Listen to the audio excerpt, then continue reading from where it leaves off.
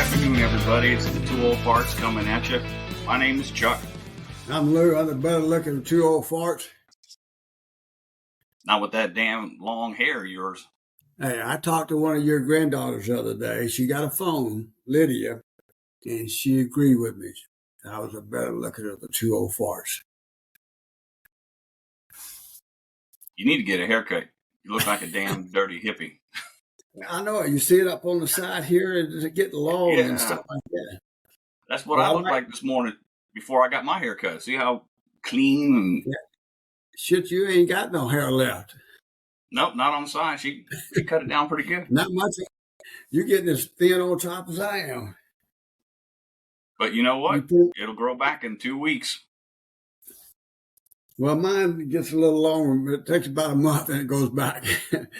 Now, mine about 2 weeks, and I need a haircut every 2 to 3 weeks. I told your mom the other day, I need to buy some of that stuff to make my hair grow. I'm starting to get a little thin on top. Yeah. What's that? You go to the same barber? Yeah, I try to.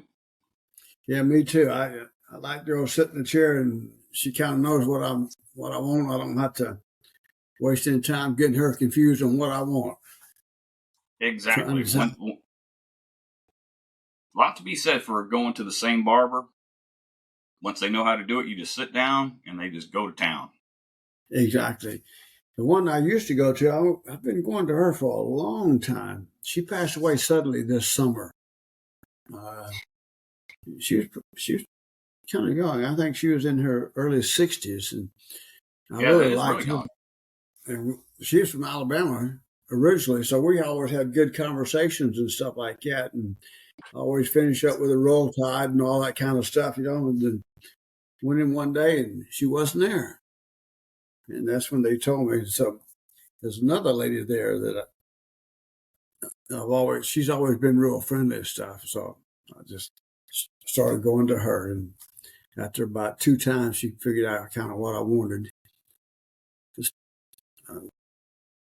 told her to cut it close on the side. The first time she's going to do it, it's going to look like yours on the side. I said, no. Because there was a guy in there that another barber gave one is pretty like yours, pretty close on the side. I said, no, not that close. So she said, okay, I got you. But it's a good experience. You meet some nice people as a general rule. Yeah, it's always good when you can meet nice people. Yeah. And it's good business when you go to a local place. Absolutely. Instead of a national chain. Yeah, keep your money local and help some people, and then when you get a good haircut and you get some recommendations and a little tip, money stays at home. Yep, but the next thing you do, you got to get on the social media and you got to give them good reviews on Google reviews and Yelp and all that stuff. That helps their business. I usually do. I haven't done it for my barber, but her name is Maria. So her English is bad as mine. She's more Spanish, and I'm more Southern. So you're more Alabama. Let me tell you something funny. Last time I went, I was taking my hearing aids out. So I said, when I take these out, I can't hear you. So she starts talking to me with sign language.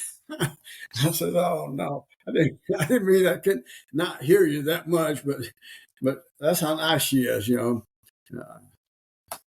But I thought that was kind of funny, It didn't dawn on me at first. I was looking at her; she was doing all this, with the fingers and stuff. Then it dawned on me she was trying to talk to me with sign language, which I thought that was pretty nice. I appreciated that. That gesture, Maybe you need to start learning sign language. Yeah, you're probably right. Because you're about deaf as a post. I may need it down the road somewhere.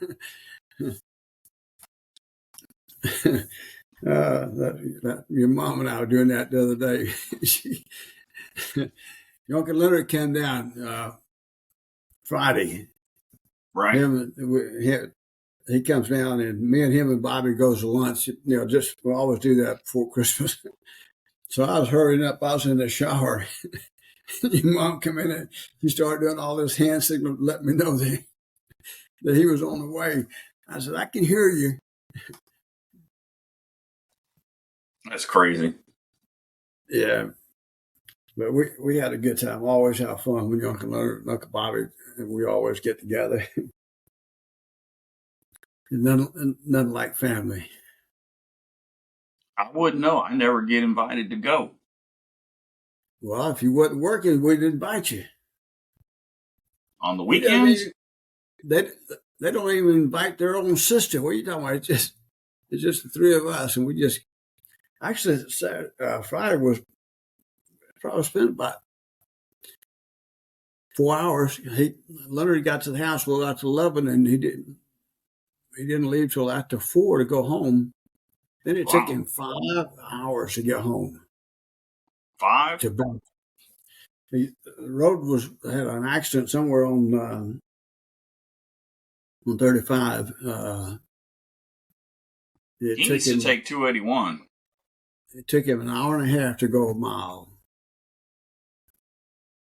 Tell him to take 281 and then get off in, God, not Kempner. I can't think of the dang town. And then take that highway all the way to 35. I mean, it's about 30 miles out of the way, 40 miles, but you got to mess with that 35 mess. It comes back in on 35, pretty close to where you get off to go to Fort Hood, right? In that area? It runs right past Fort Hood. Yeah. Yeah. But we had a good time, and it isn't Fort Hood anymore. It's Fort Cavazos. Yes. But some of us old farts are still Fort Hood, even though I know, but it's Fort Cavazos, named after the first Hispanic general in the U.S. Army to make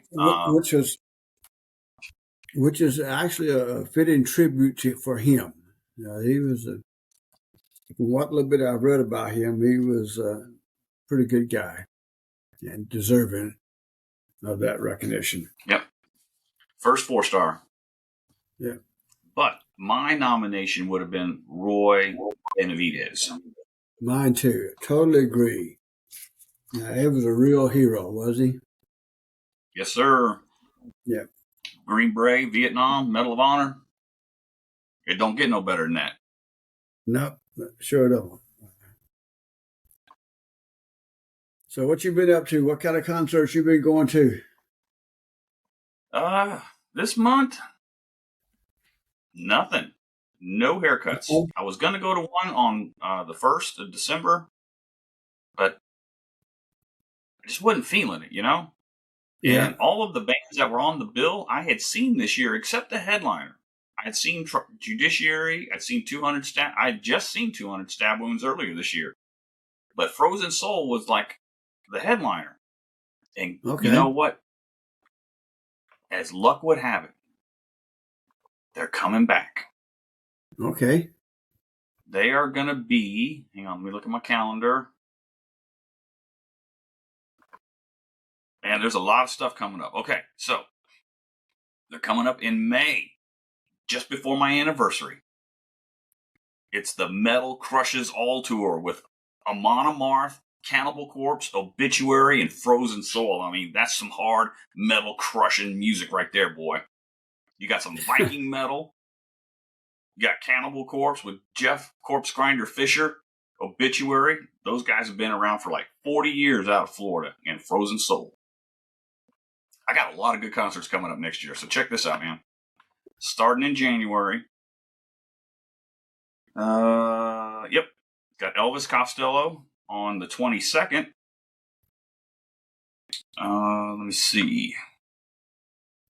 In February, I've got Machine Head and Fear Factory, Orbit Culture, and Gates of Hell. I've been really wanting to check out Orbit Culture. I really dig those guys. That's gonna be a real rager right there at the Aztec.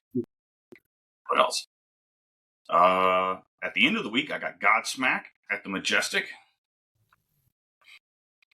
In March, Brendan and I are going to go see Brian Setzer 2 days later, I'm going to see Municipal Waste with Ghoul and Necrot and Dead Heat.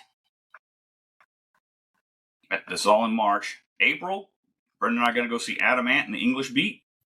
2 days later, we're going to go see Social Distortion and Bad Religion. The next week, on Thursday, Brendan and I are going to go see Terry Clark. And then on Friday, all four of us are going to go see Blackberry Smoke. All right. Where's Blackberry Smoke going to be at? Floors. Okay. So in May, I told you about the Metal Crushes All tour with Amon Amarth. And then in June, all the way out in June, you and I are going to go see Molly Hatchet. Yeah, tell me about that group. I read a little bit about it. You tell me about that group. It's kind of strange how they come up with that name, Molly Hatcher, huh? But they... Yeah, named after a murderer. Yep. Did she kill her husband or something? Yeah. But they've been around. There's a group from Florida. So they kind of started around that country rock. When did they start? They started like in the... Yeah, that's that southern rock sound. Like in 60s? You know, with like late 60s, I think. So probably like Leonard Skinner, 38 Special, that kind of rock. Yeah, So I mean, go ahead. No, I was just going to say, I think they were a takeoff with Leonard Skinner. I remember exactly what I said, but I remember there was some comparison there, and they were talking about Leonard Skinner when I was looking them up a little bit. Who's the other group that's going to be with them? I don't think I've heard of them. June. Molly Hatchet with Naughty Grove. I've never heard of those guys. Yeah. Well, we'll find out in June. 70s. Yeah, the 70s Southern rock bands, like Atlanta Rhythm Section, Marshall Tucker, Molly Hatchet, The Outlaws, Leonard Skinner, ZZ Top, Black Oak, Arkansas, 38 Special. That's all out of that Southern rock, Georgia, Alabama, Florida. Yeah, that time frame, yeah. There's some pretty good stuff coming out of that part of the country. Yeah, and out of that, you get bands like the Black Crowes and Blackberry Smoke that we're going to go see. Yeah, I really like Blackberry Smoke. They say that they're too country for rock and too rock for country. Yeah, we saw them once before, right? Yeah, we just saw them last year, I think. Right. I think it was last year. Well, tell me about this guy, J.R. Wilbur. You're talking about maybe you're going to try to invite him onto our podcast. I tried to look him up and listen to some of his stuff, but I wasn't too. I got to go back and do it again. Was that singer guy that hit us up on Facebook? Yeah. And he's like, hey, do you mind if I send you some stuff? Yeah, J.R. Wilbur. He's got some nice soft rock kind of retro, a little bit of blues, a little country, all kind of mixed in there. Yeah, I need to reach out to him and see if we can, get him to come on, share some of his music, get him to talk about his music, that kind of stuff. Yeah, I was trying to look some stuff up on him. I saw a little bit. I got to go back and check it out. I listened to a little bit of his music when you sent me that link. The link? Yep. Yeah. On Reverb Nation. Yeah, so you can check him out on reverbnation.com/J.R. Wilbur, all one word, /songs. Yeah, that's pretty neat. We get him to come on. Yeah, it would. But I do need to apologize to everybody because it's been a couple of weeks since we've been on. We were going to do it, what was it, last Sunday? Yeah. And I think you couldn't make it for some reason. And then you're like, let's do it Monday. And then I had to stay late at work. Or was that 2 weeks ago? No, that was 2 weeks ago. Yeah, I was working in the yard and had some things I had to get done and didn't get through till late. And I had to do it while the weather was still kind of nice. Yeah, because I had that week I had a ton of interviews to do at work. We did 14 interviews in 4 days, 7 of them in one day. That's I was pretty exhausted. Busy. Yeah, I could imagine. 30-minute interviews. Some of them were back to back. I mean, it was just it was horrendous. I don't ever want to do that mess again. And we got more interviews coming up either next week or in the first week of January. Are y'all getting a lot of new positions in, or are you just replacing? Just some turnover. Okay. One of our 14s, she got a lateral, so she got another 14 job over in Germany, and so she's leaving in the middle of January to go to Germany. So, that's the one we'll be hiring for at the beginning of the year, I think. Yeah. But so far, this month for not doing a podcast in 2 weeks, we've done pretty good. We're up to 3,118 downloads, 3,118. Okay. 97 in the last 30 days. Let's see.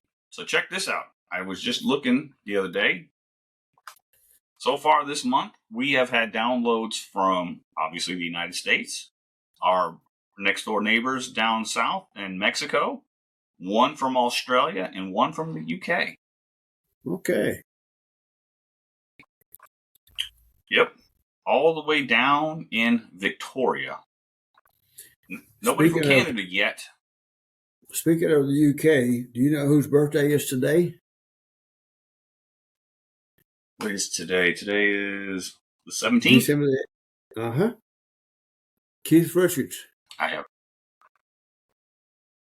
Keith Richards, what is he, like 2018 years old? He was born in 1943. So he's just a year older than I am. From Dartford, United Kingdom. I thought that was pretty interesting. Yeah, he's so old. I think he was a waiter at the Last Supper. I didn't. It took you a minute to get that joke, didn't it? Yeah, I got it. I come across that this morning, and I guess he and Mick Jagger, what I understand, they don't get along, but they're still friends. They don't. I guess they had a falling out or something and stuff like that. That was pretty interesting. Doesn't matter. Yeah. Well, let me tell you a little bit about where you came from or where you used to live. You know where the Crampton Bowl is in Montgomery, Alabama? The Crampton Bowl? Crampton Bowl. No. It's home of the Blue-Gray game as long as it was around. It was just right down the road from where we lived when you were just a little bitty fellow when we moved to Montgomery. Okay. That's where the Camellia Bowl has been played at now, which is going to be here in a few days. What? The Camellia Bowl. The what bowl? The Camellia. Camellia. Camellia Bowl. Arkansas State and Northern Illinois on the December 23rd. So I got all my bowl schedule games here. Yeah, I guess UTSA that's a flower. Coming up next week. I know. Yeah, can you believe that? It's a state flower. That's why it's named the Camellia Bowl. Do you know what famous team played there for a long time? Alabama? University of Alabama. From 22 to 32, and then 34, then 44 to 46, and 51 to 54. Their all-time win record is 17 wins and 3 losses. That little bitty. Why were they playing all the way down in Montgomery? Probably because that was the only place they could play back then. The stadium was big enough. that was like a 7,000 or 9,000 stadium back then. I think it's like 25,000 now, something like that. I'm not sure. Now the Crampton Bowl has the Sun Belt Conference and the Mid Atlantic Conference teams that are playing. So they got a couple games. That's Division II, or is that FCS? FCS. Okay. But quite a some history. But anyway, I thought I'd throw that in there. You were just what, year old, something like that, not quite a year old when we moved there. About 6 months, 8 months, so a year when we lived there. When we first moved to Montgomery, and we lived in an apartment there. It was probably about a mile down the road, something like that. It's in that area where the Crampton Bowl. Back in the day, though, that was a pretty popular bowl. Okay. Yeah. And so. Speaking of college football, there's been a whole lot of mess, trash talk, sore, hurt feelings about Alabama getting in, Florida State not getting in. Was it a catch? Was it not a catch against Georgia? It's just all kinds of controversy. Yeah, Senator Scott from Florida wrote Congress and complaining, or the NCAA rather, complaining that how unfair it was and stuff like that. And what they said was pretty much what you and I had talked about. The strength of the schedule, and then of course, one of the things that people don't know too much about is the strength of the team. When you lose players and get hurt and you're not very strong, then you lose some of that ranking power, when it looks at all those different factors and stuff. Whether right, wrong, or indifferent, it doesn't make any difference. That's the way it is. But, then you got Georgia fans saying that the catch was bobbled. And I have gone back and forth with these people, and they don't seem to want to hear that when he made the catch, his knee was on the ground. So then when he comes down, there is some slight movement of the ball once it hits the ground. And if you read the rule, it says slight movement does not constitute not being a catch. So I don't know what part of the rule that they're ignoring, because damn good and well, if it had gone their way for one of their players like it was a catch, they'd be saying, that's a catch, that's a catch. That's what makes football fun, especially high school and college, Well, the NFL also goes to show how much it's down to a razor's edge.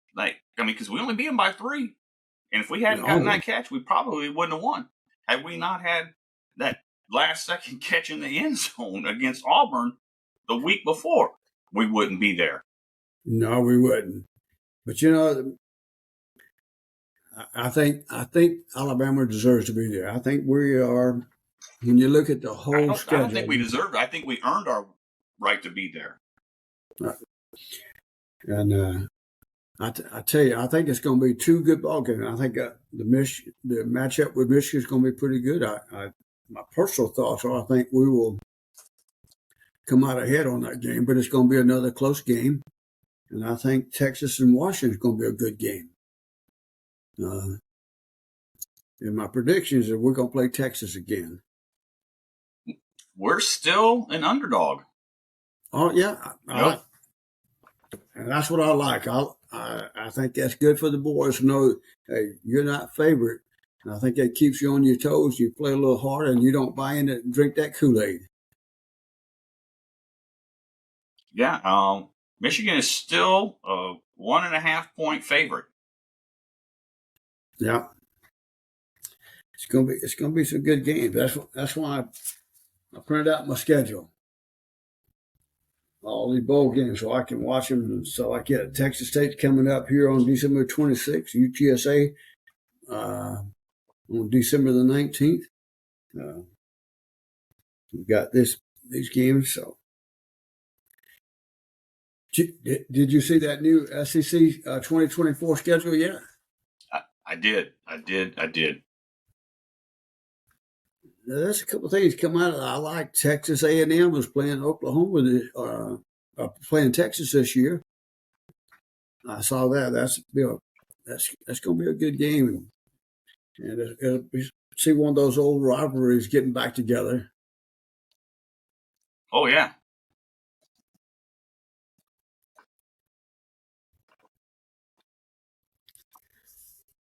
But it's going to be sad to see the end of the traditional The SEC East and the we've West. known for the last 2 years. Yeah.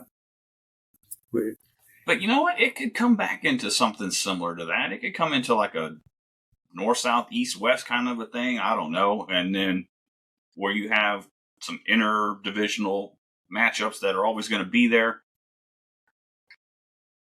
Yeah. So, like, you don't Texas, have to put Texas and Oklahoma in the same division, but they could still have that conference rivalry like we have with Tennessee and Auburn has with Georgia. Yeah. And Texas is not playing Oklahoma this year. Yeah, they are. Aren't they next year? No. It's in 25? Let me look at this thing again. Yes, they are playing Oklahoma, December 12th. Yeah, I was looking at A&M. Texas and Oklahoma were playing, then Texas and A&M were playing. So that's two of the old rivalries we'll get a chance to see again. We haven't seen in a long time. Yeah, they're playing next year. Yep.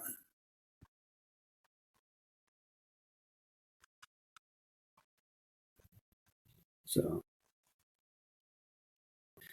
it's going to be fun. So yeah, November 30th they play Texas. Yeah. At home, A&M does. They got a pretty easy schedule. They got Notre Dame, then they got McNeese, then they play Florida, then they got Bowling Green, then they got Arkansas, and that's going to be played in Dallas at the AT&T Stadium. Then they got Missouri, Mississippi State, then they got LSU. So yeah, I'm thinking LSU is probably going to be their toughest competitor, depending on who they get to coach for them. South Carolina and New Mexico State, they got Auburn at Auburn, and then they end up with Texas. So they got a pretty easy schedule.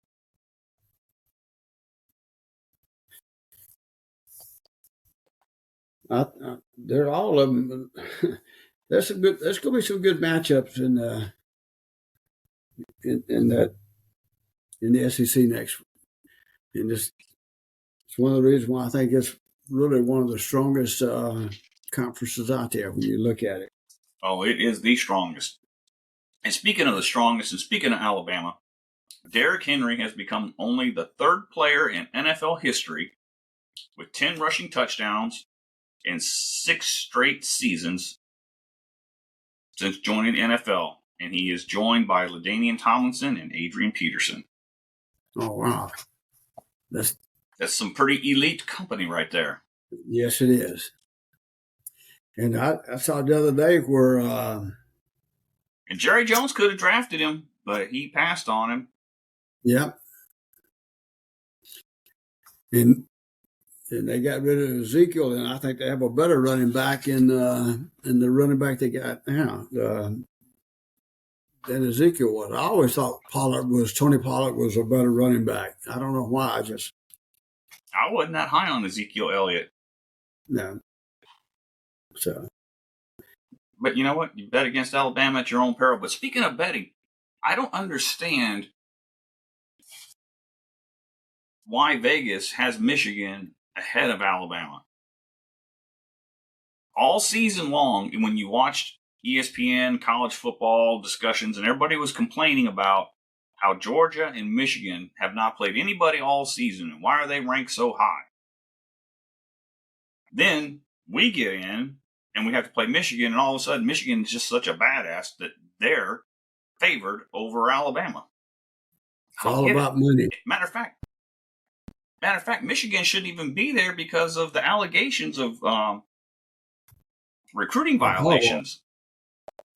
I wonder if he's going to stick around. There's been a lot of talk him going back to the NFL. A lot of rumors. He was hot garbage at San Francisco. Yeah. So,